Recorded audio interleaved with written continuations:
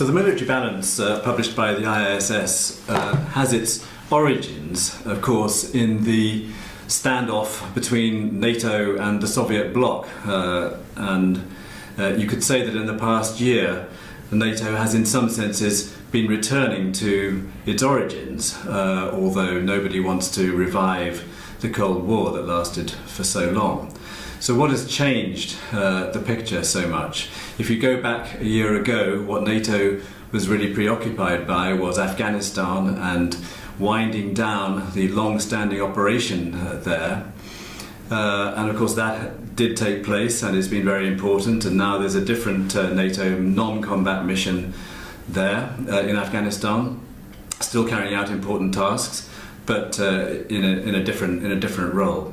Really what NATO was thinking of at that time, a year ago, was changing its nature to being prepared for the contingencies that might occur around the world rather than actually deploying troops to them. So then came the crisis in Ukraine, which really has changed the picture fundamentally, especially in Europe. How has it changed the situation? Well, for a start, we have a conflict and a very combustible situation right on the borders of Europe.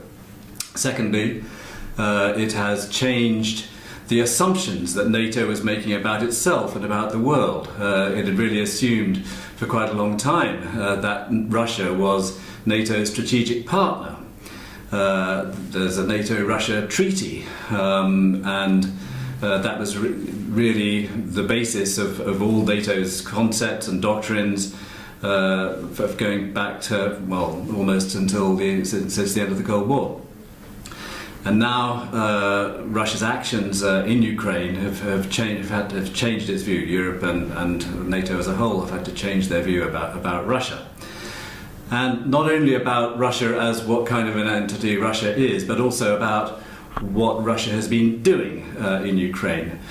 They have really changed the tactics that they've been undertaking, and that has really caused NATO to rethink its ability to respond to crises and think about changing its capabilities so as to deal with future crises.